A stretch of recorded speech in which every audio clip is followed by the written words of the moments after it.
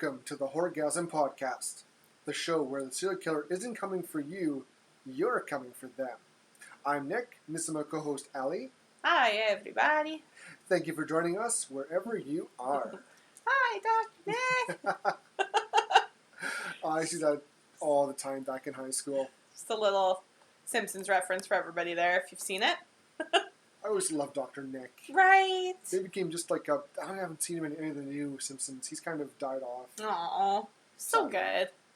He's, in Universal, they have, like, Simpsons Land, kind of, and he's in it. They have, like, Dr. Nick's, whatever, studio, and he has a bunch of liability things. It's hilarious. That's funny. It's funny. Oh, Simpsons. Always. I've been watching a lot of Treehouse of Horror lately, too. It actually ties in a bit. That's what I did. I have, I think, 3 or 4 of them on DVD. Sure. And I know they had them a couple years ago, back to back, and I recorded them on DVR. Awesome. And I watched them like, oh, these are fun. I always loved the Treehouse of Horror. Just some of them are so funny. And They so, are. so good. They're hilarious. Good, the one we good watched spoofs last night was the one where a witch turns all of the characters into their Halloween costumes. And then Maggie was actually a witch, so then she has to, she has the power to turn everybody back, and instead she turns everybody into pacifiers. It's hilarious. I was like, aw, it's so wholesome. we should have maybe next Halloween try and do a bunch of the Treehouse of Horrors. Because they're like, they do a spoof of Friday the 13th, Nightmare on Elm Street with groundkeeper's Willie. He's the awesome. He's Freddy. He's one of my favorite characters. I love Willie. I do too. They do so many. They do zombies. They Sure. do Harry Potter. Mm-hmm. They did an Edgar Allan Poe one. That's one that actually stuck with me with the heart, the beating heart one. That's a good one. No, it was The Raven. They also did one with the heart, because I remember Bart, like, falls in love with a babysitter or something. And then she puts his heart under the... It was a whole spoofy thing. No, the one I think of is Lisa does that to win it's a new student who's better than her. Oh. And she's doing Must this... be thinking of a different one. Lisa's doing I forget what, but the other girl does, like, a diagram of, like, a heart. Sure. Like a cow's heart. And Lisa hides it underneath the board, and she freaks out, like, it's the beating heart of the blah, blah, blah. I mean, what's that I hear over there? And it's just like a little miniature of that scene. And a little, like, the bit of the floor is kind of, clicking up and down. Cool. Or something. That's I think you're thinking of. It's for fun. The Telltale Heart. Yes, So. the Telltale Heart, that's it.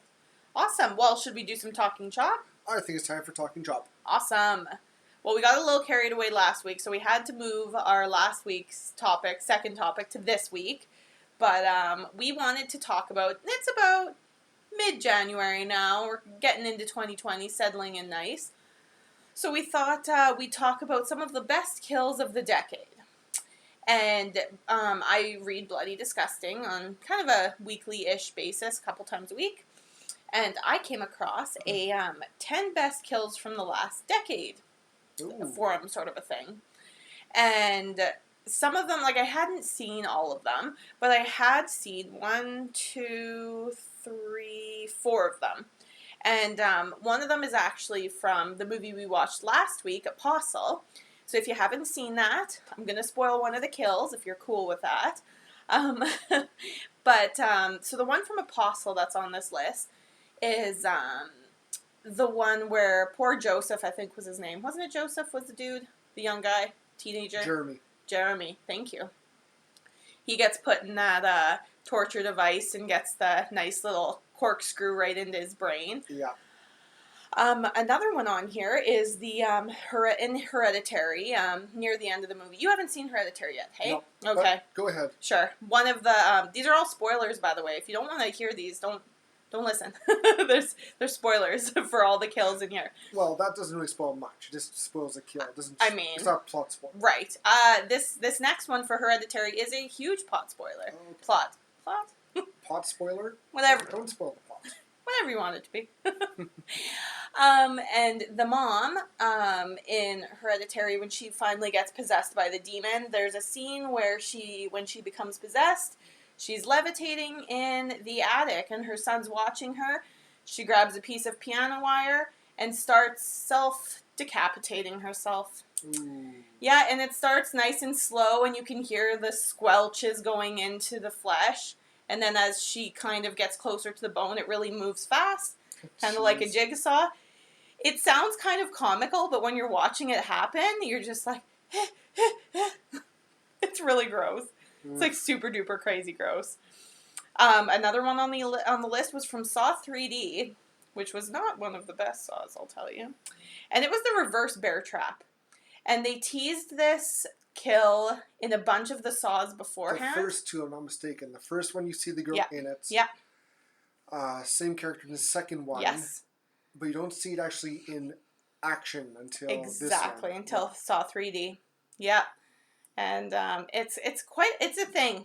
It's quite a thing. It's almost worth the wait, I'd say. It's pretty gruesome. Yeah. So definitely probably one of the only good parts of the movie. So if you're gonna watch it, or just look it up on YouTube or whatever you can. The other one that I know that we've both seen together because we just recently watched this movie was the chainsaw death in Evil Dead. Yes. That was a good one. And that was quite the thing. Ugh. It was just, that whole movie was just a gore fest. And this one, like, this death, though, was, like, quite gruesome. It was good. It was, yeah. It was good. It was practical. It wasn't CGI. Exactly. I can't wait for us to review this one for, like... We can definitely add it. I'll add it to our list. Even, like, try and do, like, a month of Evil Dead. Oh, that would be fun. We can do the 3 originals and even talk about the TV series and even hit up the remake movie. Hooray! I love the TV series. I'm not quite done it, but I'm on the last season. And I'm just kind of like sad it's over. It's going to be over. And I just... For now. Like, there's talks, there's plans they're going to add on to it. Right. They want Bruce Campbell to come back as Ash. They want Sam Raimi to direct. Like, yes. They got to do one more. Right. They have to. I would love that. Like the TV series kind of followed up and wrapped it up, but also left it open. Just in case, because you never know. Yeah. But it's one of the better horror franchises that went from horror, like, low budget, B movie to being one of the most iconic horror comedies. Absolutely. Yeah. And I'm glad that we watched it before we started getting into podcasting because I have more of a basis. Yeah. Of more of a campy sort of a movie. And I appreciate that about it. Like, I love campy movies and slashers. And I'm glad we got to watch that. And I know that's what some of a friend of mine, like, that's what she's not a big horror fan. She's terrified of zombie movies. But she loves campiness. Sure. She loves it. I'm like, well, check this one out, check that one out. Those that were seen as absolutely terrifying back in the 80s, like Nightmare on Elm Street, the first Friday the 13th. Right. They're so campy now. Absolutely. But they work. They're still great, fantastic movies. But you can't take them as serious as the ones we have now, like the one we saw today. Like the ones that are kind of coming out in the near future. Right. So, and they haven't quite cracked the code on current horror yet, I think. Like, they haven't been able, for many movies, to find that perfect formula that worked in the 80s. Because I've heard, like, Grudge has been out now for a couple weeks. Yeah. And it's gotten some sad, like, it's too bad. It's getting some poor reviews saying it's all jump scares. Which is a big thing now. That's kind of the go-to for horror nowadays, which is... I think it cheapens it. Yeah, exactly. Yeah. Now, it's good to have the odd jump scare now and then. Right. But when it's 80% of the movie is jump scares, you're like, oh, yeah, this is getting boring. It loses its flair and its effectiveness, I think, when you just have a whole movie full of it. Yeah. Any more kills you want to mention, or that's all the ones that I recognize. That's all the horror movie ones that I had recognized. But you had a couple that you thought were really good. I'll back to the list because the one I saw was Bone Tomahawk, the Troglodyte Nutcracker. I've seen this for a couple years. Wasn't a bad movie. Right. I went in seeing it thinking it was like be a Western with a bit of like kind of a thriller element. No, it goes gore. It goes very. It goes horror. Sure. Very horror. Haven't seen Puppet Master. Haven't seen Hereditary yet. Hatchet 2. Swamp Bifurcation. Haven't seen that one either. I've seen the first Hatchet. That wasn't a bad movie. Annihilation. The bear mauling with the weird, which I talked about last. I think it was last week. It was a couple episodes before. Yeah. So that's kind of what the list they had for top 10 kills of 2010. Yeah. 10 years. We'll probably make up our own list eventually. But what I do want to bring up was a little bit of horror news that I stumbled across. There's talks of doing a remake of The Howling. Okay. It's one of the more well-known werewolf movies. It's not bad. I remember seeing the first one, very 80s. Okay. But the transformation is really cool, like the effects. Great effects. Oh, I think we talked about this. Yeah. And also, there is talks of, I think it's Paramount, doing a remake of Jaws. Yes, I did see that. Steven Spielberg being a part of it. So how do you feel about that? I'm excited. Okay. The old movie Deep Blue Sea was a great shark horror movie.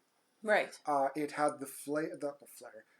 I'm taking your words. It had the feel of Jaws. You had you don't know where it's coming from. Right. And it's a good scary movie. Right. The sequel's god awful, but no. I think when I first saw it in theaters, I saw this one in theaters when it first came out, and that was a while ago. But I was so into it. Sure. Again, it's an old movie. Spoilers, but when not Morgan Freeman, the other he plays Nick Fury in. Samuel L. Jackson. Thank you, Samuel L. Jackson. He's what stars in it. Him and Thomas Jane. Are we talking about Deep Blue Sea? Yes. Okay. It's he's in Jaws? No. But he's doing his big speech, and I'm thinking, in the theater, I'm thinking, man, this guy, he's going to live. Yeah. He's got the big speech, he's going to, all of a sudden, shark comes up, grabs him, pulls him in. I'm like, whoa. Didn't see that coming. Wow. And I thought it was a great shark movie. And there's not many out there. Right. You didn't like Sharknado, really? She says with total sarcasm. I don't think I've really watched that. No, neither have I. I will not give money to that.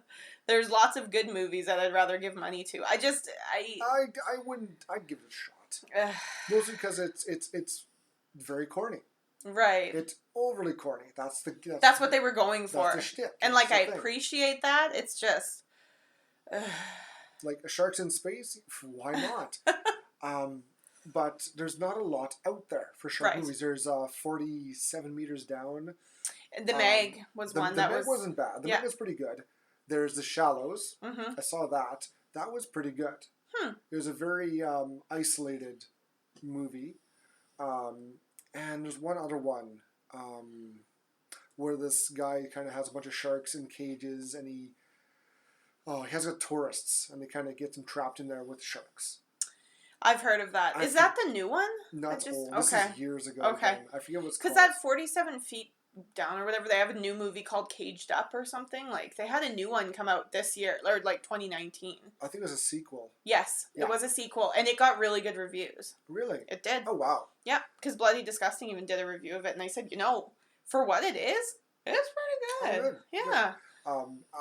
Good. As opposed to Deep Blue Sea 2, which is... I thought, okay, good. I like the first one. Yes. This will be great. I'm just going to spoil it right now. All the sharks are little baby sharks. Oh. So it's like Piranha. Oh. But worse. It's terrible, little shark CGI effects. I was so disappointed. I'm like, I liked Piranhas. Did you see Piranhas? Oh, yes. I've seen the original. With Sean Connery? Was it Sean Connery? Piranhas hunt in packs. No. I don't know. I think I've seen the sequel. Yeah. I saw the TV movie, which I thought was great. It was a great flick. Sure. and the 2 remakes. Okay. Which was, again, over the top, but the gore, the effects were just hilarious. Right.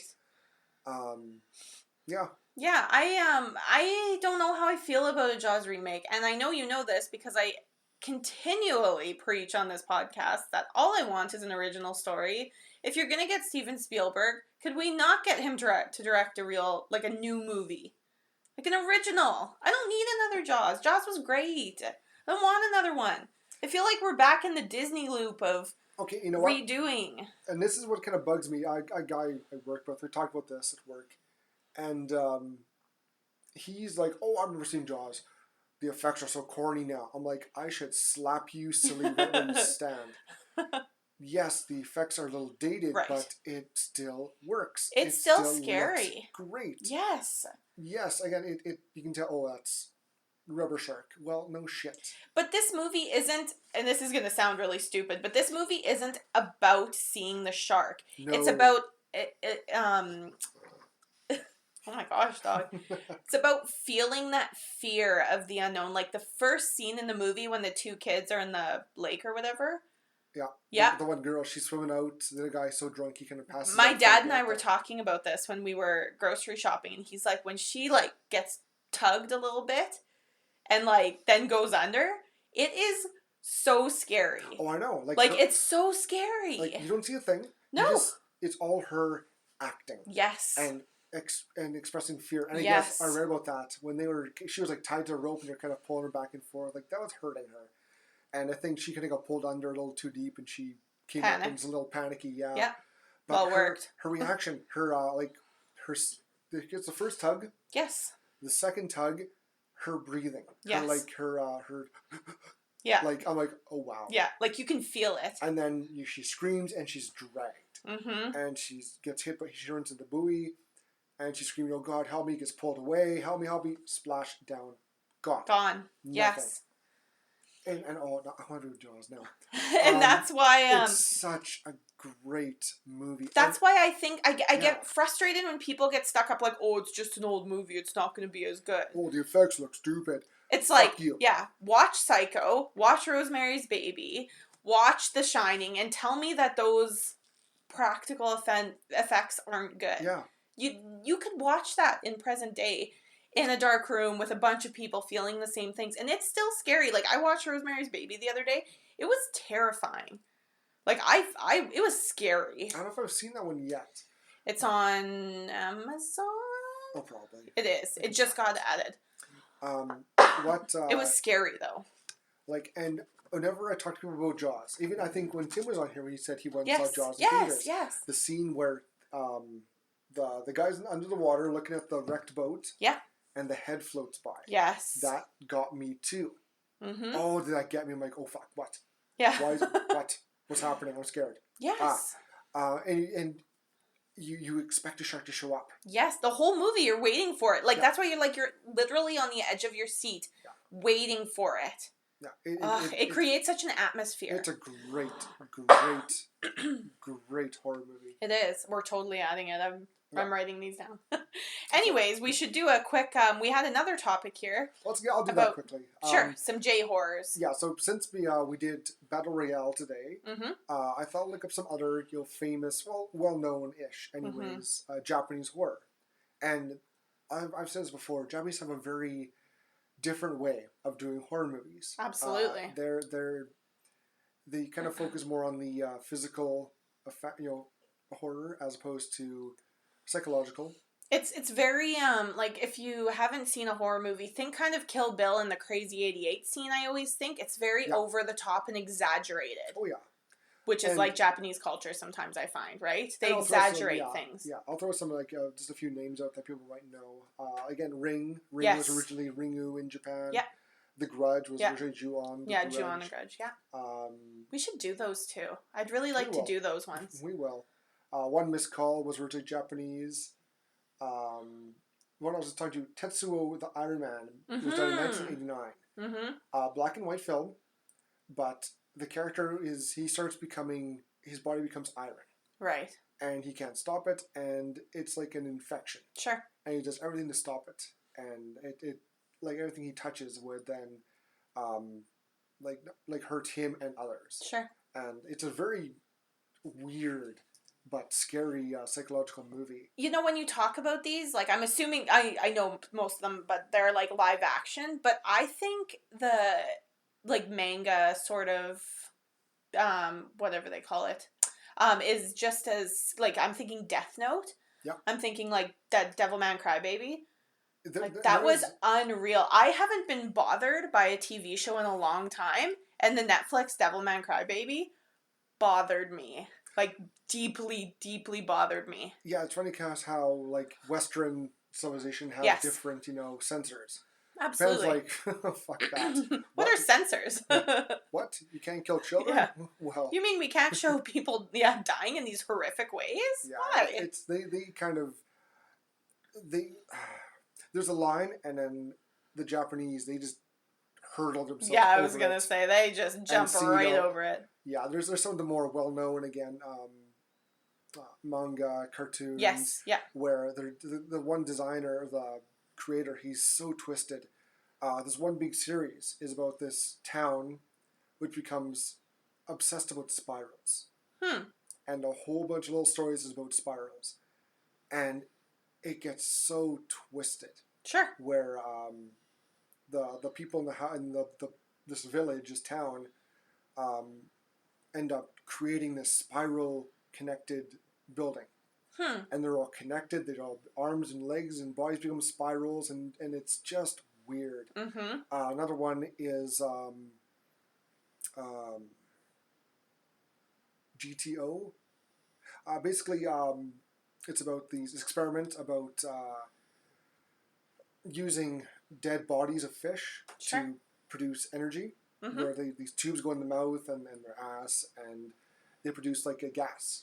And it kind of powers these the machines, and it becomes human. Like, it comes onto land, and one of the most known scenes is the shark is trapped and is chasing these guys on land into a house. Oh my god! And it's just crazy. Like, this guy, he's so twisted his views.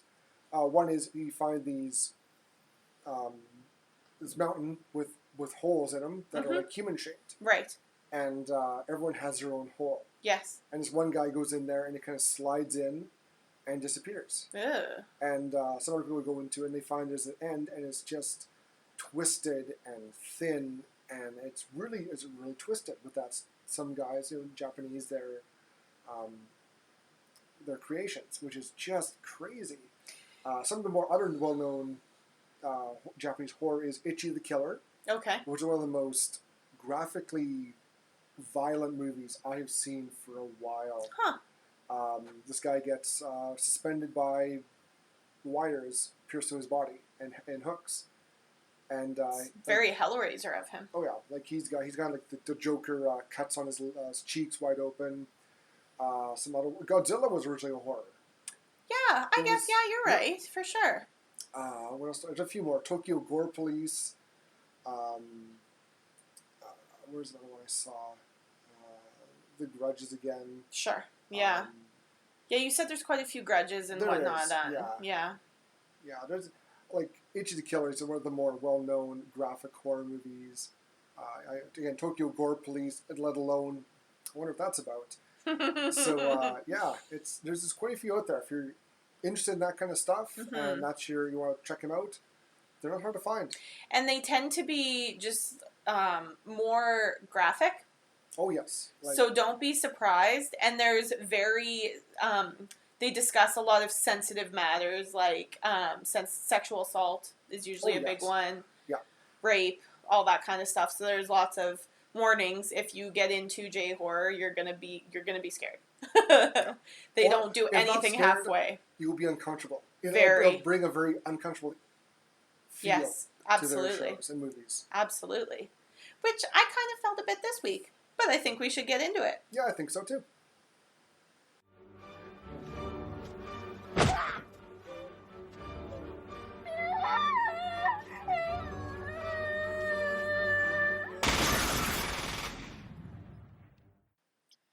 All right, so this week we watched Battle Royale, which is a 2000 movie, which was 20 years ago.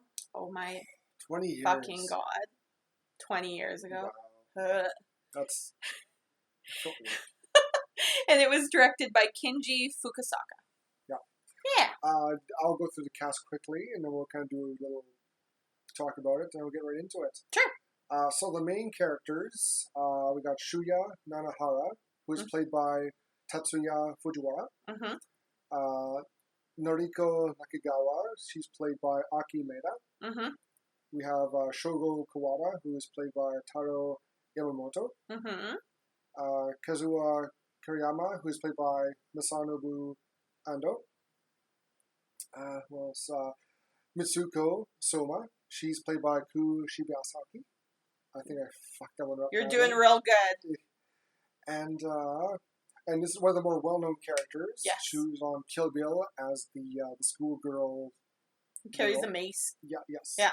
Her character's name is Takako Chigusa, and that's played by Chiaki Kuriyama. Woohoo! And lastly, and probably the most famous actor of Japan, one of the most famous ones, Kitano, who is played by Takashi Kitano. Mm-hmm. Now, people, by saying his name, they're like, who's that? Years ago, there was a show called MXC, Most Extreme Elimination Challenge. Which my sister and I watched religiously. It was more of a comedy. It was a game show. Yeah, it was on like TNT or something. Spike. It was on Spike. It was on Spike for a while too. Originally, it was called Takashi's Castle. It was named after this character. Yeah. He did a bunch of comedy in his career. He's directed. They did this castle kind of. It's like Survivor almost. Yes. You gotta make it through all these different challenges, get to the top. It's what's that? The westernized version of it that they have now. It's stupid. They have like the big balls and stuff that you jump over. You know what I'm talking about. Everybody here knows what I'm talking about. It's going to bother me. Yes, Wipeout. It's Wipeout. It's like Wipeout. But with actual humor, not just stupid jokes. Yeah. And, he was also, he was part of that. He was the host of that. He was named after him. Mm-hmm. He was called Kenny Blankenship in MXC. Yeah. And he was also recently in Ghost in the Shell. Remake. The one with Scarlett Johansson? Yes, the live action. He was the interesting. Her superior. Sure. And he was also in the old the old movie Johnny Mnemonic. Oh, Johnny Mnemonic. Yeah. Yes. I just watched that. It was horrible. It was horrible then. It's better now, I think. There's a talking dolphin. Like at the end. Awesome. What's wrong with that?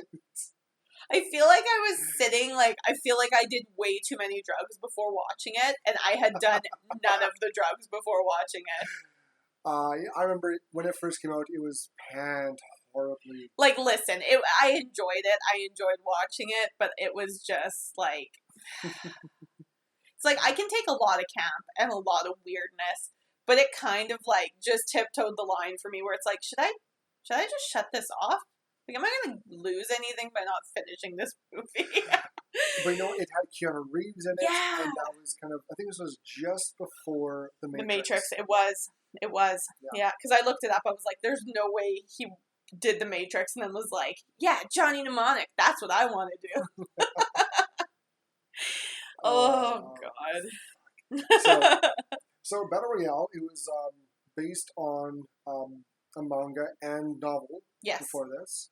And again, people, it was supposed to be remade in the West here, but this also was after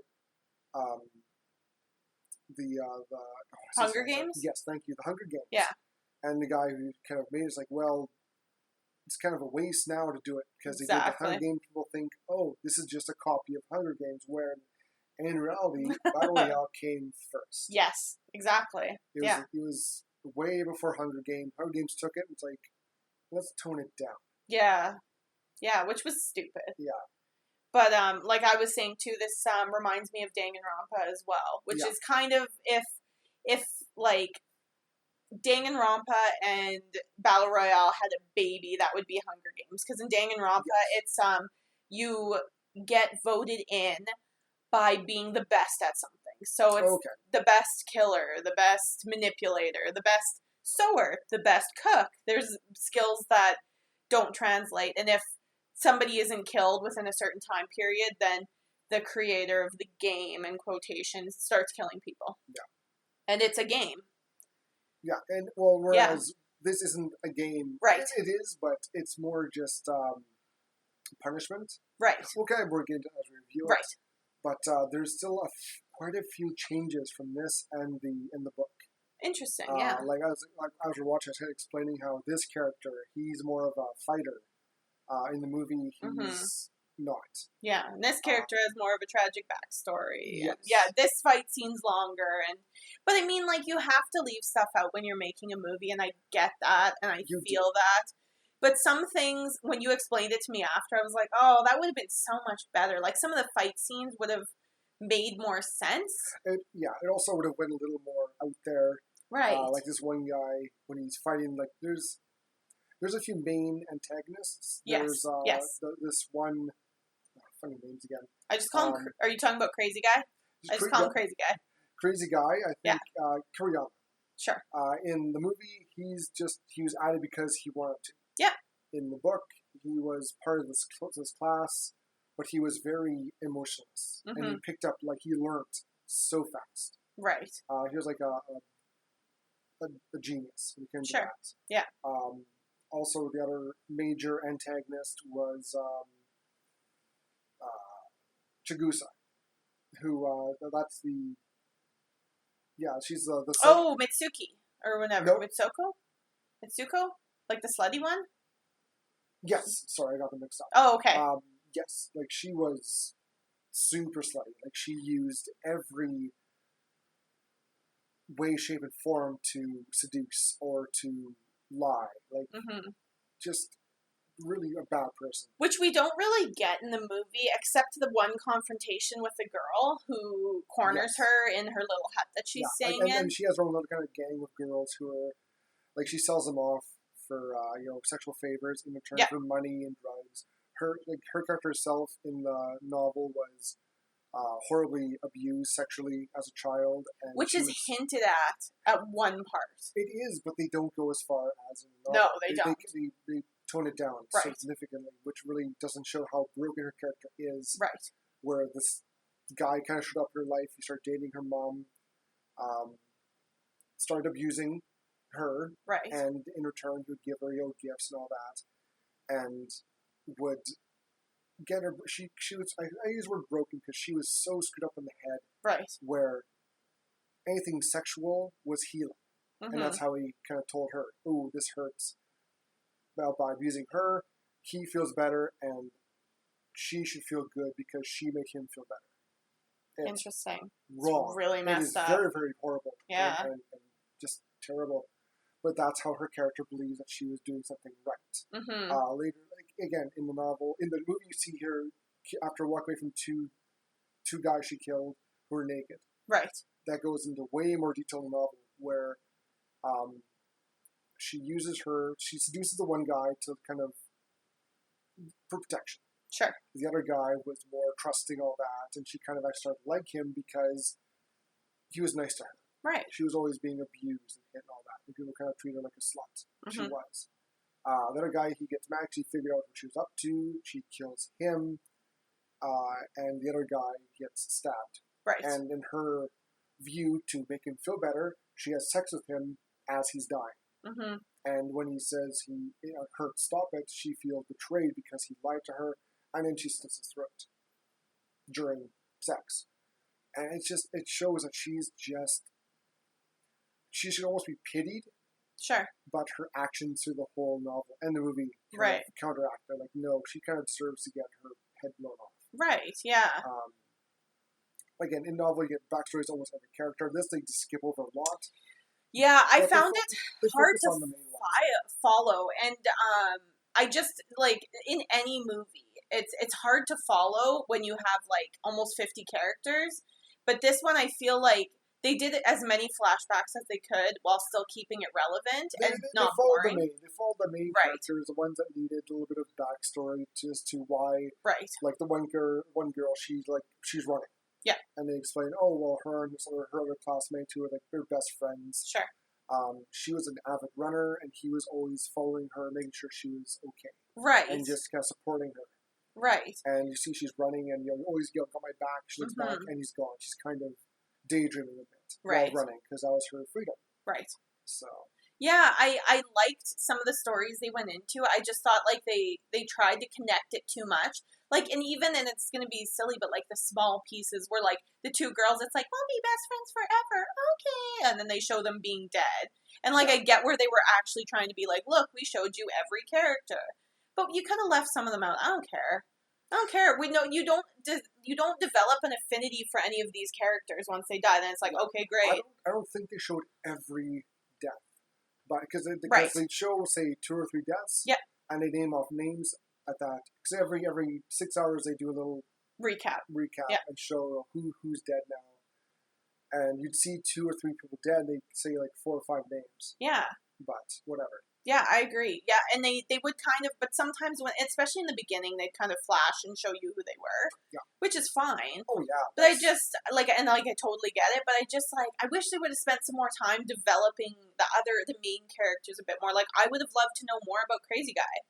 Like, he's got a cool story. And again, he had such a great story. Exactly. In the novel. He was in a car accident that gave him brain damage. He basically became emotionless. Mm-hmm. And I really triggered his crazy and auto learning. Mm-hmm. Like he picked up everything stupid fast. He had a gang of guys because he was feared. Like he didn't care. Some guys were trying to bully him around. He had a book, stabbed the guy's elbows upwards, breaking them, and slammed the book into his face. What book he's looking at? Human Anatomy. So he learned all the weak spots just by reading the book, and interesting. He did it. And it again, spoil movie picture. The novel. He gets shot in the head. Mm-hmm. Doesn't kill him, but whatever was brain damage gets switched back on. Oh. And like he's from a wealthy family. We find out his father I think was like a doctor, and his mother died in the accident, and he was crushed. Like as he's like, why this bitch shot me? Why am I feeling this? Yeah. This is wrong. This is not right. Why am I feeling this? And he goes crazy until he gets killed. But it's just a huge, we find out why he is. Right. In the movie, he's just another transfer. There's 2 transfer students, and he's just thrown in there because he wants to be. Yeah. And it's, they dropped the ball. They could have made something exactly. Great for and this is what I'm trying to say is that I get that they were trying to squish in as many, people as they could. But, like, even the boy and the girl who jumped off the cliff because they didn't want to fight, so they killed themselves. Like, I get it. I get what you're trying to do is be like, look, not everyone's playing. But I don't care. I want to hear that cool backstory. I don't care about some lovebirds. Yeah. That's garbage. Nobody cares about them. They did what they did. Like, but they could have done a quick flash of them, like, oh, this person, girl number 14, boy number 5, and then just showing them jumping off. That's all I care. Yeah. That's all I need. Anyways, yeah, I get frustrated in movies like this where there's, especially with books and backstory, where they don't use the time that they have. And this felt like a longer movie. It had to be over 2 hours. No, I think it was only hour and a half. Interesting. I'm sure it was an hour and a half or so. But I wish that they'd use their time thoughtfully. Yes. Instead of just whatever. You know what? Running time, 113 minutes. So it's just under 2 hours. Yeah, it felt like 2 hours. It felt quick to me. Really? I've seen it a couple times. Sure. But. Yeah. And I'd watched just the classroom scene before. I was at a Christmas with a couple friends I used to hang out with. And they're like, you have to watch this. And this is when I didn't watch horror movies at all. And I was like, man, this is awesome. Like, I really want to watch the rest of it. And then, I didn't have the means to it. But awesome. Yeah. Well, we've already talked about lots of the movie. How about we just do a quick... Let's get into it. Yes, let's just do it. So, I'll start the plot right now. The major... Well, also, before we started watching the movie, this little backstory to the movie itself, it was banned. Yes. In a few countries. Not America, not North America, but I think South Korea. They outright banned this movie because it was so violent. Japan tried to get this film banned, but they failed. So they threw out this big war. anyone under 15 should not watch this movie. It has graphic violence, blah, blah, blah. And now it's kind of like the main warning. Right. If you're going to watch it at home, have a guardian present, and also there's disturbing images. Yeah. You don't see that anymore. No. You get, this is rated R, this is rated PG-13, this is rated 18. Yeah, good luck. That's it. As opposed to this, where they actually threw a warning out. Yeah. And don't fuck around. This movie's scary. Yeah. You're gonna cry. So a little bit the backstory to the movie itself is there's a major recession in Japan. The government passed a BR Act, the Battle Royale Act, to control Japan's unruly youth. Middle school students. The main character Shuya Nanahara. Mm-hmm.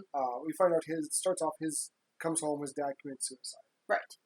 So his mom, I guess, is gone. Dad committed suicide, and he ends up in like a foster home. Right. He's got his best friend, Nobu, and so he's a big time basketball player, star with his buddies. Yeah. And and we see the main antagonist, Kitano. Mm-hmm. He's in the classroom, just sitting there, kind of waiting. And the one girl shows up, Noriko. Mm-hmm. And she's like, "Oh, I'm sorry I'm late. And he's like, whatever. They get the students on the blackboard. We're not coming in.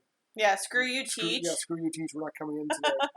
And he's like, yeah, well, whatever. He races the board, kind of walks out. And Nobu, he walks on the hallway. Nobu kind of runs into him with a switchblade. Yeah, it's just like a knife. And slices his ass. Yeah. Runs away, drops the knife, runs away. Noriko picks it up and hides it. And Kitano kind of gets up and washes his hands while kind of staring at her. Yeah. He's got blood on his hands. He could care less. He's just like, this is fine. Yep. Students slashing me in the bum. That's okay. Yeah. It's just a normal day at work. And after that, he resigns. Yeah. A year later, the class 3B, they're taking a field trip. Yeah. I think it was like a basketball tournament too or something like that. And we kind of get a little bit of the characters. Noriko has kind of a thing for Shuya. Yeah. Thank you. Why can't we just go like Sam? Because it's Japanese. That's right. So she gives him some candy, yep. And Nobu, he eats some, and he's like trying to get into picture. And next time they're all kind of knocked out. Yeah. They're all sleeping. Yep. Even the teacher. And Shuya wakes up. He's like, "Why is everyone sleeping?" Mm-hmm. And looks at the front. This lady kind of got this gas mask on. Walks up, clunks him on the head. Yeah, like just wrecks the top of his head, and he's out. just yeah. And he wakes up with everyone else in the classroom. Mm-hmm. And Kitano shows up with a helicopter, a bunch of army guys with him. They come into the room and kind of wakes everyone up. Smarten up, sit down. Yes. And they basically the teacher goes to the board and he's like, okay, so you're in this thing called the BR Act, and people keep interrupting him and whispering and asking if they can use the washroom and stuff. And he just starts like screaming at them, and they're like, "You can't talk to me." And he picks on Nobu because like he's the one that stabbed him and stuff. Yeah. And he's like, well, it's people like you that the reason that BR exists and everything, like the Battle Royale. And that, this is, you're going to be put in this little game and you're going to have to kill each other. And they're just like, oh, impossible. He then pulls out a knife and whips it, yelling, no whispering, at this one girl. Yes. Getting her right in the forehead, dead. Yes. First and then kill. Everybody starts like panicking and freaking out and screaming. And obviously somebody just died in front of them. Yeah. But, which is hilarious come the rest of the movie. But and again, this is as pure Japanese as possible. Yes. He puts on a video of this girl. An instructional video. Oh, yeah. It's PSA. Yeah. And this girl's telling him what you're doing. You each get a bag of water, food, a map, a compass, and maybe a weapon. Yes. Could be a good weapon, could be a bad weapon. And, yes. And the girl, she reaches in, pulls out like an axe. Someone's got a good weapon here. Yeah. It's hilarious. It's so innocent in what it is, but it's meant, she's literally telling them how to kill each other. Yeah. And it's just like, wow. So funny. Oh. And they also explained how every student has a like a necklace. It's kind of like, yeah, like it's kind of a collar. Sure. Yes, and, that's better. So the way the rules work, pretty much is with the collars. If no one does a kill, if no one dies in one of the days, all collars explode. So that enforces the kids to participate. Right. Also, at the end of 3 days, if there's not one left, all collars explode. Right. And every so like they give notifications every 6 hours, and the whole island, their own island, if I mention that, it's in a grid. Yes. So if you're in, say, grid B7 at between hours 2 and 3, your collar will explode. Right. So you have to constantly kind of be on the move. Yes. Like you can't just sit and cherry pick. You can't hide and wait it out. Right. You'll probably either get killed by someone or by your collar. Right. And if you try and play with it or rip it off, it'll explode. Right. So it's really set against the kids. Like they can't, like they have to participate. Yes. So the lady on the video starts calling out names, and they're all getting ready to leave. They just start throwing bags at them at random. And also Nobu. Yes. He gets picked on at first, and Kitano, he slices him in the leg or ass, and then activates his collar. Yes. And Nobu's he's freaking out. He's going to everyone, help me, help me, help me, and finally, his last second, he yells out his buddy Shuya's name. Shuya's like, Nobu, boom. And a spray of blood, his collar explodes, and his throat is blown open, dead. Yes. So he's dead, the girl's dead, and they start doing the names. Yes. Yeah. Boy one, so-and-so, come forward. And basically they throw them in their bag, they take their personal bag, and they run out. And off they go. Off they go. And I thought that the ensuing scenes would be kind of like, oh, we shouldn't do this. We should work together to save everybody, blah, blah, blah. And it's not that at all. It's like immediately the first scene after they call out all the bags is a dude running after people with a crossbow. So that was not a thing. Yeah. And again, in the novel, he get more of a backstory. But, yes. Forget the novel. We're doing the movie. A lot of the kids are trying, like Shuya, he doesn't want to fight. He doesn't want to participate. He wants to try and find a way out without killing anyone. Exactly. And he goes out, and this girl stumbles out with a arrow in her neck. Yep. She's like, what is this? What do I... Dead. Yep. And another arrow goes and hits her, is aimed for Shuya. And it's kind of bigger guy, and he's trying to kill him, and they get away. Like, he grabs... Noriko, she comes out, grabs her, and they run. Right. And some other guy shows up, and he picks up the dropped crossbow. And, is this yours? And he runs at him, and he gets shot. And the guy with the crossbow before, he gets shot in the chest. Another one dead. Yep. So... This is how fast it's going. Yeah. So within the first 6 hours, there's 12 deaths. Yes. 4 by suicide, and 8 caused by different characters. Right. We also find out there's 2 transfer students, Kuriyama and Kawada. Yep. Right. And Kuriyama, he gets grabbed by a bunch of, like a gang. A gang. And they're like, what's your weapon? And he brings out, what was his weapon he had? It was nothing fancy. No, it was something small, yeah. Yeah, like nunchucks or something. And he grabs the guy's gun and kills them all. Yep. There's like five kills right there from him. Yep, exactly. And this guy, is out for blood. Oh, yeah. Yeah. And even Mitsuko, she kills a girl. Yeah, like immediately. Well, she strings 2 guys up, hangs 2 people, and then goes and kills. No, those were suicide again. I thought that they said that they were her. No. Because it says for suicide. Right. Oh, okay. So the 2 lovers that jumped. Oh, okay. And yeah. The 2 that were by the tree. Right. Okay. Yeah. Okay. I thought that they were trying to hang the one girl was trying to put that on them or on her or something. She tried. Yeah. Okay. Okay. Yeah, it didn't work. Yeah, she finds one of the girls looking at she's hiding, looking at photos of this guy she likes, and she shows up. and kills her. She has like what's what kind of weapon that is? Like a scythe. Yeah, it's like a a scythe. Yeah, slices her throat, takes her taser gun, and takes off. Off she goes. Yeah. And so 6 a.m. everybody's waking up. There's new kill zones.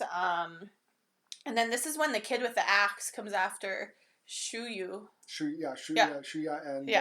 and Noriko. Yeah. And he's just like running around, like running at them as they're trying to get away out of the kill zone. And they kind of start struggling a bit, him and Shuya, and he... they kind of roll down the hill. They roll down the hill, yeah. And then a guy stands up with the axe in his head. Exactly. And so so he's like starts freaking out. He's like, you didn't see I killed him, right? Like, that was an accident. Like, you saw it. And Noriko's like, yeah, okay, fine. Chill, bro. Like, everything's fine. He freaks out. And she's like loses it. Calm down. Yeah. And you also see Mitsuka. Yeah. I hate these names. Mitsuko. She sees this happening. She's like, okay, note to self, they got that guy. She runs off. And this other girl sees it. And she gets just traumatized. Yeah, she's freaked out. She thinks that Shuya is playing the game and he's going to kill everyone. Yes. And then Kawada kind of rolls in, and which is one of the transfer students, the one that's not crazy. And he grabs the axe from the dude, and he just kind of like wanders off. It doesn't hurt Noriko and Shuya though. Yeah. Which is interesting. And then we see the two girls on the hill, and they're yelling for people, like, we just need to figure this out. It's just a truce. Let's figure it out. And this is when Crazy Guy jumps in and just, like, from behind and just murders them. Yeah. From behind. And they're just like, we just want to be safe. And it shows his sadistic. Don't care. He's so sadistic. He goes over to the one girl, puts because they have, like, a megaphone. Yes. Was one of their weapons. Yeah. And he puts it to her mouth and is like, sing it again. And she calls out to Shuya Nanahara and shoots her. Yes. As she's, screams out into the megaphone. Yes. So. This is where we see, he's kind of nuts. Yeah. And then, what's her name? The slutty one. I forget her name all the time. Mitsuko. She, goes back to her little hut that she's kind of staying in, and this is when the girl's waiting for her. And she accuses her of like, oh, you just fuck everything and think everybody's your toy and you use people, blah, blah, blah. And it's like, it's kind of sad because she's like real upset about it. Yeah. But she tries to go at her. She's got a gun. And so Mitsuko's like, oh, no, it's not me. You're so mean to me. How could you? And then when she gets close enough, she tasers her and grabs the gun. And she's like, just goes right back at her like. It was crazy, like... Kills her. Yeah. Kills her. And then... Yeah, takes her gun, because she's had, like, the scythe and the taser. Exactly. Got the gun. Yeah. And, she goes, and off she goes. Exactly. We then also cut to a bunch of some of the boys, or, like, the basketball team. Yes. And he's starting to hack into this database. Like yes. He's got this plan to... shut off all the callers, basically. Hack in, shut off like all the power and all that, and blow it up. Like he's got this little, like he kind of figures stuff out. There's microphones in the collars. Yes. Tells the guys, shut up, don't talk. Mm-hmm. This is what we're doing. I need this, I need all these ingredients to make these bombs. Yes. And so that's kind of their plan for the entire movie. Right. Is to get all this like charcoal and fertilizer and all this kind of stuff, kerosene, so that they can make all these bombs. It basically gives you how to build a bomb in this movie. Yes, exactly. So they're doing that. Yes, and then this is when Noriko faints when she's with Shuyo. Yeah, she gets sick. Yeah, she gets cut from that arrow to the arm or shot or something. Right. And so he's like, oh crap, I saw a medical place just outside of town. I'll take you there. Yeah. So he hauls her on top of him and runs off to this medical place. And they run into Kawada again because he saves him from someone else attacking, kills the guy, and then basically you go that way, I go this way. See you later. Yes. And then sure enough, they go to the house, and who's in there? Kawada. He's got a trap set. They kind of hit like the little warning sound. It's like a tripwire. Yes. And so he brings him in. He kind of treats Noriko. He gives her some food, antibiotics. And then she's feeling much better. And while this is happening, I just wrote down Kill Bill chick because I don't remember her name, but the Kill Bill chick, she's this is where we see the scene where she's running, and Hirito, I think, is the guy, or Hiriko. Hiroki is the guy who's following her, and it's like a flashback of him following her, or whatever, and she runs up to her little base where she is, and this crazy guy jumps, who is actually the guy who shot the crossbow dude. Isn't that the same one? Perfect. So he jumps out, and he's like, oh, I've always liked you, and you're a virgin, right? Like, we should just do it. Like, let's just be crazy and just do it. And she's like, gross. You're gross. And you're dirty. Yuck. And he's like, oh, well, I've got he has a gun, or a crossbow. He's got the crossbow.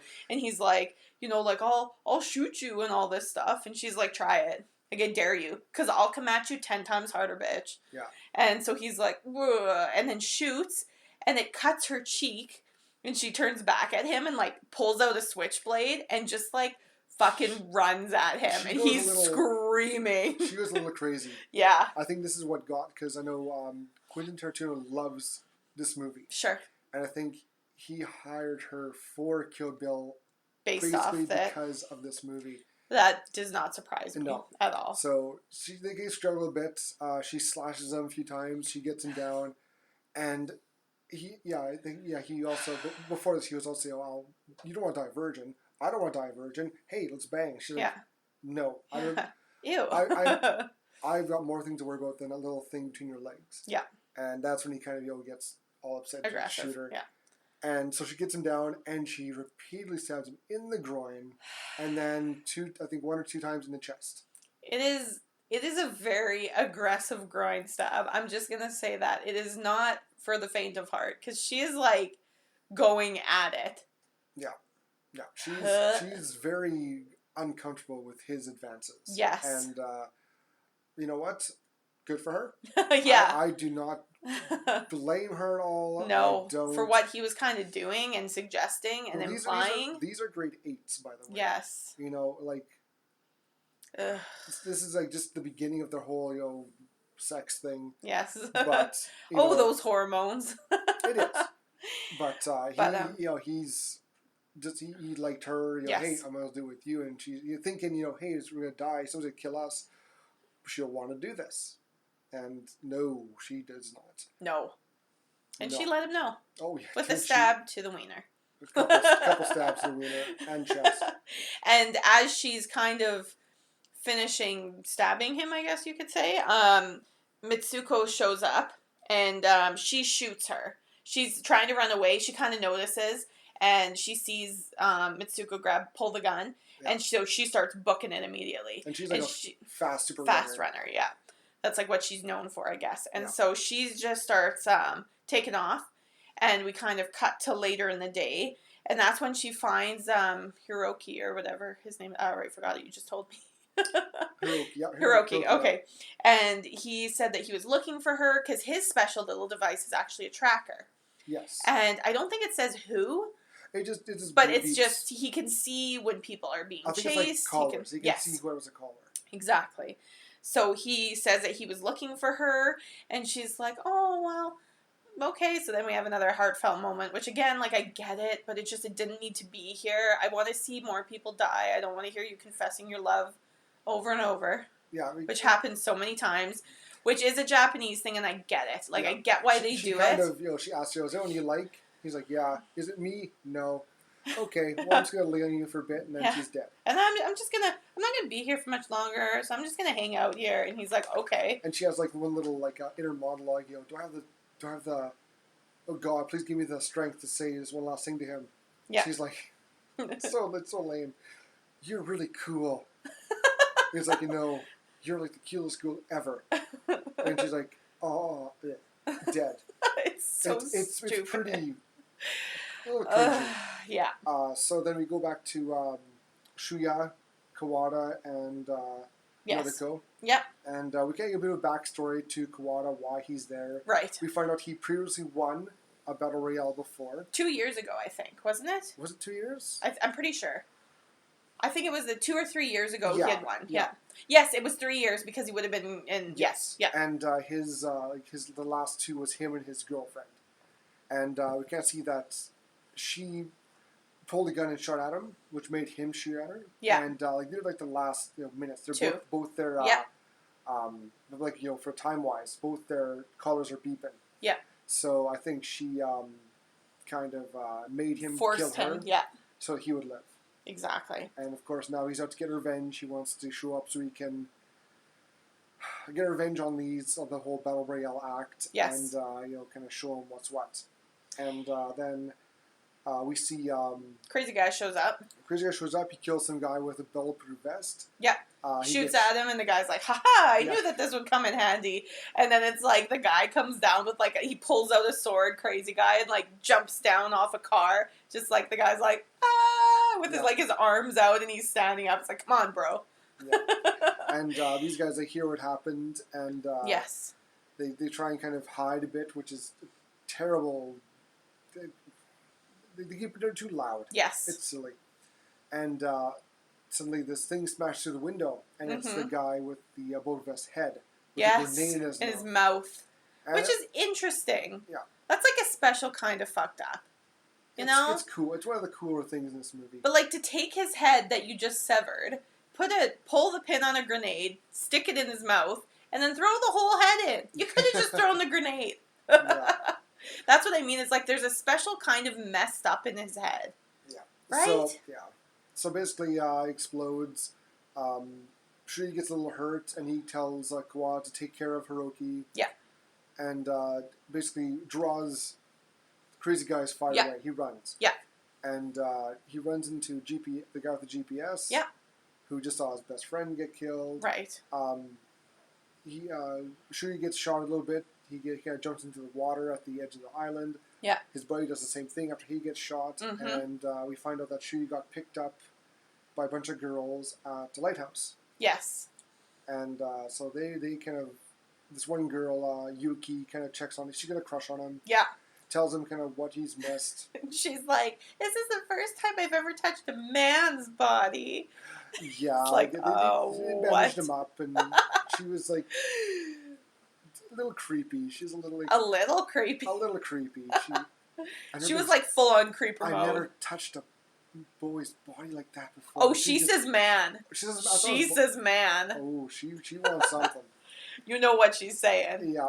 And so there's other girls in there, and they're making some food for all of them, and they're going to give to them. Yeah, and they're like super BFF crazy friends. Oh, yeah. Like, they're psychotic crazy friends. They're like all knitting club or something. Yes! And this one girl, she's the one who saw Shuya kill the guy. Yeah, accidentally kill Oni. And so she has poison as her weapon, and she puts in his food. And a few girls show up, and Yuko, she's... Again, a little different from this in the the novel. Right. She's I don't say a fatty, but she's very goofy. Sure. She likes to laugh, and she always has to give her taste of approval. And what she do in the movie and in this, she takes a bite of the food. It's like, oh, this is really good. This gets the taste approval of Yuko. Yeah. The Yuko taste approval. And she's there are all the girls talking about the boy, about Shuya and what they're going to try and do, and Yuko kind of got her mouth and blood comes out, and she spews out blood and dies face first in the soup. Yes. And all the girls become super suspicious. Immediately. They start blaming each other. The one grabs a gun. And that's why I would never stay with girls. Yeah. Because that's immediately what would happen. Yeah. Right? Like, I feel like that's the thing is, and it's not just with girls, but I find there's a lot of back talking and immediately would be accusatory. Yeah. Right? Yeah. In most cases, I think that would happen.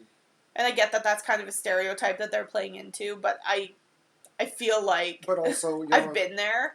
Not in that situation, but in this situation, who's playing the game, who's pretending to play the game. Exactly. Who wants it's only one person's going to live. Yes. So it breeds deception and mistrust. And it just overflows in this scene. Right. And so they all kind of start shooting each other.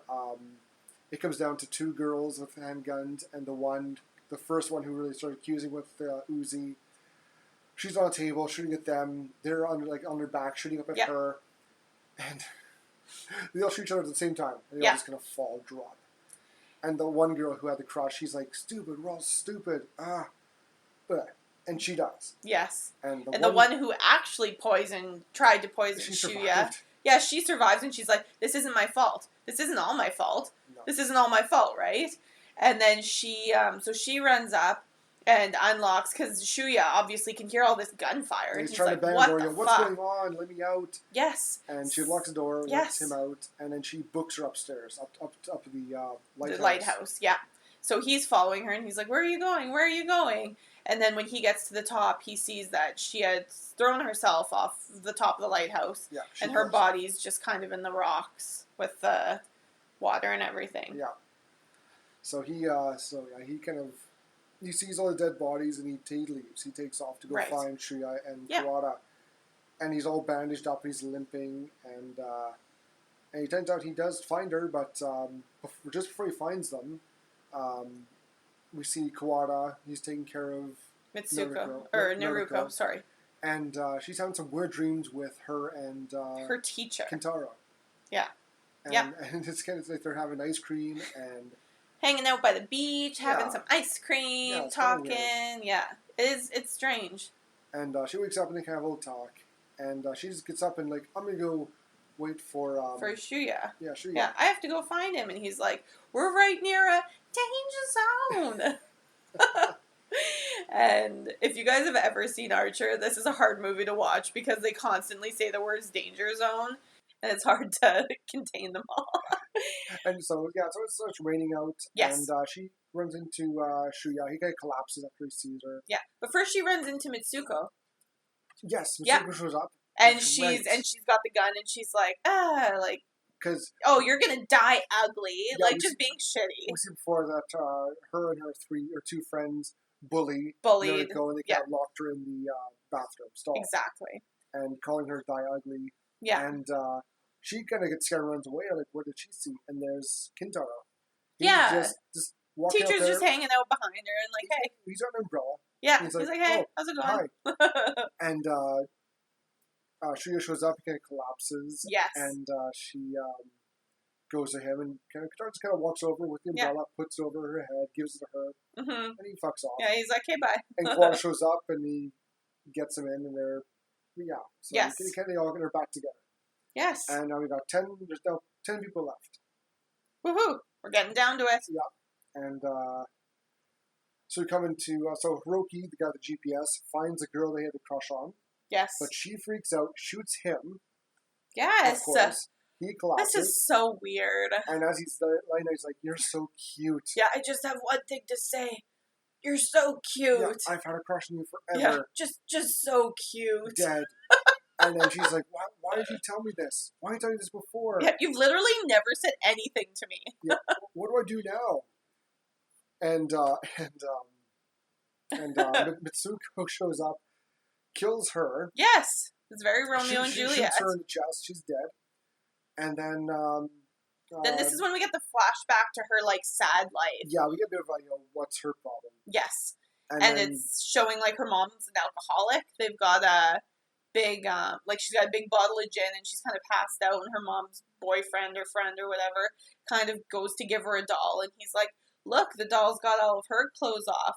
Now Mitsuko in real life should do that. She's like, he calls the doll Mitsuko. And she's like, no, she's like young and little. She's like 4 or 5, Pushes him down the stairs, and it kind of starts her character. Yes. So she's murdering at a young age. This game was made for her. And then the crazy guy, Kiriyama, shows up, kills her. Yes. And, which this fight...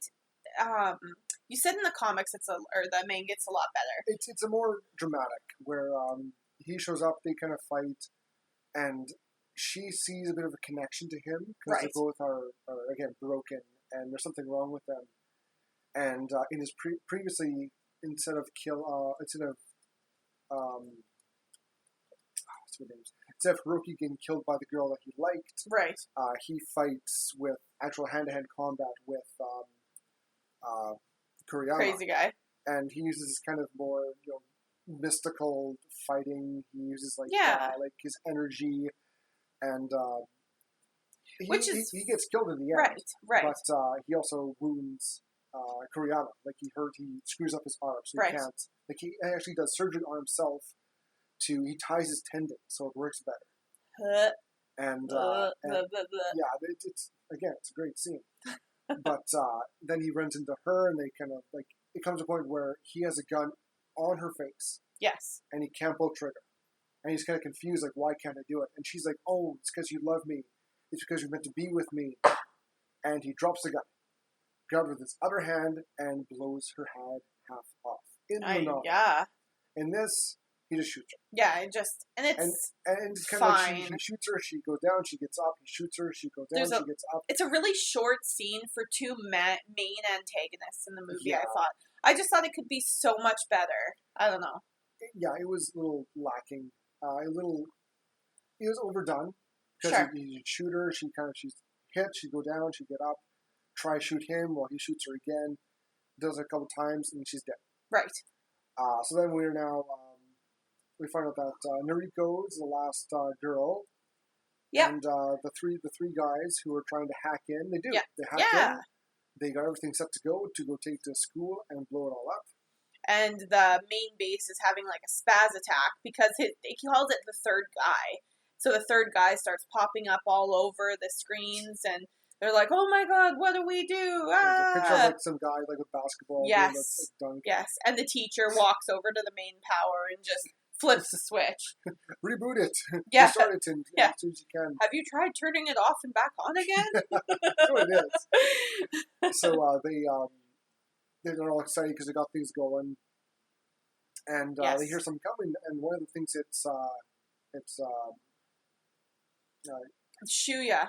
Yeah. His name so easy. And he gets shot by Kuriyama. Right. And he then goes into a firefight with the other two. One gets killed. And the other guy, he kind of jumps up with the gun, gets shot, turned around, and as he's dying, he's shooting at the bombs. Yes. And explodes. And the whole place just explodes. Yeah. And so you're like, oh, okay, crazy guy died, hooray. Except Shuya is on his way there with Noriko and Kawada. And as they get there, crazy guy's just wandering out, and you can kind of see he's got, like, blood dripping out of his eyes, and you're like, oh, I was saying while we were watching, I was like, that was kind of weird. And then as they zoom in on his face, we see that he's blind. Like, his eyes are completely white. Yeah, he's just shooting blindly at what he thinks is... Shuya. Yeah, Shuya and others. And it turns out it's down to Kawada and Kuriyama. Yes. And basically, Kawada gets him with a shotgun to his neck, and explodes his head / collar. Yes. And kills him. Right. And then we're down to Kawada, Noriko, and Shuya. Yeah.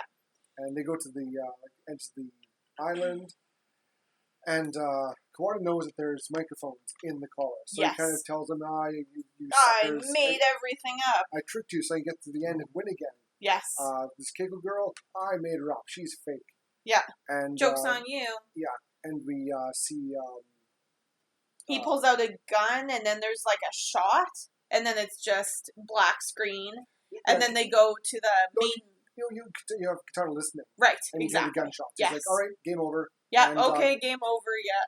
And the army's like, let's go find the body. It's like, nope, leave it. Let's pack up. Everyone go away. I'll be leaving shortly. Yeah. I'll leave after. Yeah. And he kind of... walks. This is when he's like standing in the front yard and he's like doing the exercises. Yes, doing the exercises. Kawada kind of stumbles out and he's like, "Oh, you won again! Great! Let's get you set up." And they go into the school, and he kind of realizes that Kawada was kind of part of getting everything hacked in. Yes. He was kind of not behind it, but he helped them. Get in there. And yeah, he's like accusing him, like, well, you disabled the necklaces. It wasn't actually those 3 nerdy guys. It was you. Yeah. He's like, whoa. And he found out that they also disabled, because he tries to use the remote to explode the collar. And he finds out, oh no, it's you deactivated it. Yes. And in comes Shuya and Noriko. Yeah. And then he shows off this painting he made. I was going to say all the students except for painting. Noriko. Yes. Everyone's except for Noriko. She's all like a light. She's got like a little like halo above her, and it's weird. Like, so he obviously, and he said, I was hoping it was going to be you, and like he idolizes her, and he sees her as a daughter because his daughter just sucks. Is bad, is really rough with him, and she kind of doesn't like him. Right. And he kind of begs her to kill him. Yes. But Shuya kills him after he pulls a gun on her. Yeah, he pulls a gun on her. And squirts her with water. It's a water gun. Yeah. And then Shuya immediately, again, is like, well, I said I'd protect her. I promised I'd protect her. And it's like, okay, bro. So Kitano's down there. He's laying there. And his phone rings. And they're kind of looking around. This is a funny scene. Looking around. Where's this coming from? Kitano just sits up, stands up, like nothing. Walks over to the couch, sits down, orders the phone, talks to his daughter. Yeah, he's like, I'm not coming home. I'm not coming home. Yeah. Yeah, whatever. Yeah, it's like, why would I bother when, like, there's nothing there for me? It's throws the phone to the ground and shoots it. Yeah. And then dies. It's just so ridiculously over the top. I just love it. It's so good. And he's got a background in comedy, so it works to his character. Yes. So then we end with Shuya, Noriko, and Kawada on a boat, leaving the island. They're on a boat, motherfucker. Yeah. And on a fucking boat. And Kawada, you guys know how to run this boat. Just keep going straight until you hit land. I'm gonna go to the back of the boat and die. Yeah. And he does, and they kind of have. He's glad he made some friends on this one, this game. Yeah, he doesn't have to be alone. Yeah, and we get a bit of like an epilogue, almost. A police report, more like it's like a warning that Shuya and Noriko are on the run, considered fugitives. They were murderers. They were fugitive murderers, and on the run. Yes, and. We see they kind of get a bit of an epilogue. Noriko ran home, said goodbye to her sleeping parents, and she got the knife that Nobu used to slice Kitano. Exactly. Yep. She kept it, and she gives it. She has a weapon, and so does Shuya. So now we both have weapons, and we're gonna try and survive, and then run off together. Right. And we got a little bit of a backstory as well, the dream sequence. Yeah, they go through every single, they give it, I forget what they name it, but they go through every single dream sequence then, and give a little bit extra, like a little bit more dialogue to each scene.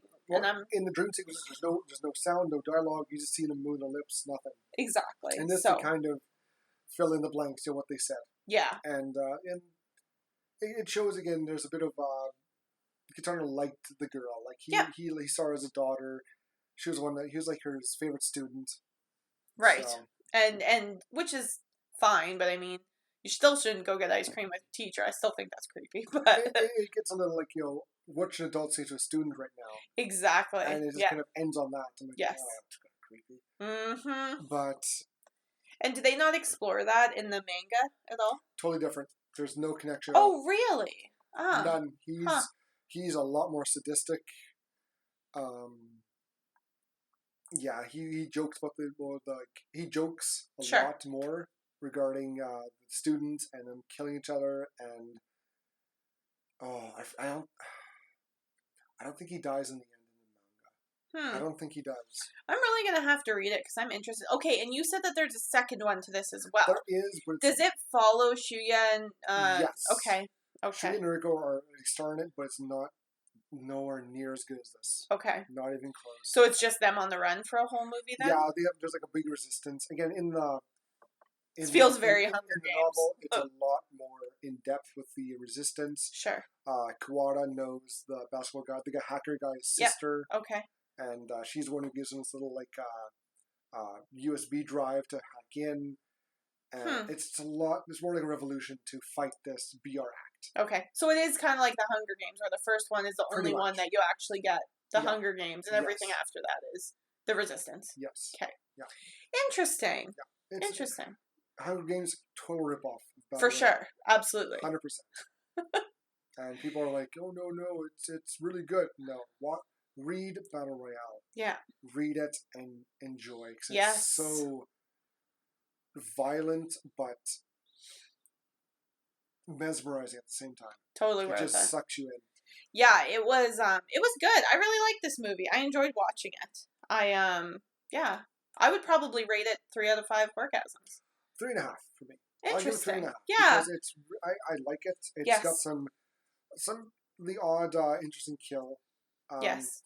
It having to be banned, I don't see it. Yeah. I think there's overreacting to But people. 20 years ago, like, I get it a bit more.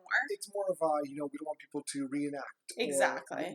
Or get ideas from it. Exactly. Yeah. Yeah, I liked it. I already talked it to death. I just think that there's more that they could have done. Yep. But I mean, it's easy being, sitting on my couch at home with my mouth full of food being like, why didn't they do that?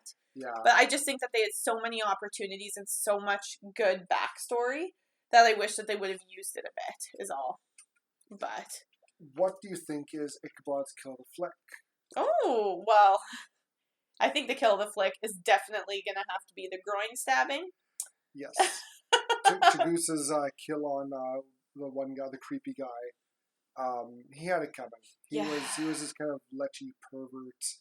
Yes. Wanted to get laid, but and I can't blame the guy. Didn't want to die a virgin. Kind of get that, but come on, don't be rapey about it. Don't be rapey. That's not how it works. It's the moral of the story this week is just like, don't be rapey. Yeah, or tell these people that you like them. Like, I feel like in this there's so much unrequited love. Like, oh, I loved you for so long. But that's also a major Japanese. It is a Japanese thing. Yes. The dying love. Not dying love, but just the confession. Sure. It's a big thing in Japan. In the media where the guy or girl, I have to confess. I have to make this big confession to someone I like. Yes. And hopefully they will accept me. Yeah. It's a huge Japanese trope, which is in almost every romance. It is, or harem yes. Movies or novels. Any of those, yeah. So, and yeah. why not? It's Japanese. It's Japanese. Exactly. So why not use Japanese tropes? For sure. Yeah. But, I liked it. It's a good violent movie. It is a good. That's exactly how I would describe it. And again, Kitano, he does a great job in this. He makes it fun. He brings more of a light, comedic tone to it. Yes. We watched the English version. The actor for Shuya was god awful. Oh my god, the voice actor for Shuya needs to go back to school. It is horrifying. And if I wasn't taking notes like I do for this, I would not have done it that way. Well, next time you watch it with Japanese language. Yes. With English subtitles. It's just better. It is. It usually is. There's so much more emotion with the Japanese voices. Right. And I don't know why the people dubbing think that they can get away with half-assed performances. It's just frustrating. Yeah. Really frustrating. Disappointing. But yes, next week we're going to be watching Eli. I'm excited for this one. I am so jazzed for this. This is a newer Netflix movie. Yes. And all I've heard, I haven't heard anything about it except to watch the trailer. And I heard that there's a really crarazy twist ending. That's all I've heard. I heard that too. Yeah. It's got a good kind of ghost feel to it. Yes. Going back to the supernatural, paranormal themes. I'm excited. I am too. I haven't seen this. Me neither. We'll find out. Let's watch this next week. And we will hopefully enjoy it and have a good review. Yeah, we've been on a good roll of good movies lately. We have been. We have, yeah. Hopefully the Eli doesn't ruin it for us. Yes, I agree. But thank you everybody for joining us. This episode, as always, was brought to you by our executive producer, Ichabod. We hope you enjoyed your Horr-Gasm as much as we did. Don't forget to rate, download, and subscribe to our channel. Also, like and follow us on Facebook at Horr-Gasm Podcast, Instagram at Horr-Gasm, Twitter at Gasm Horror, and YouTube at the Horr-Gasm Podcast. If you have a movie you'd like us to recommend, review, I don't know why I said recommend. This is the best way to let us know. We hope to see you again next week because we have such sights to show you. Plenty of Horr-Gasms for you to experience. Bye!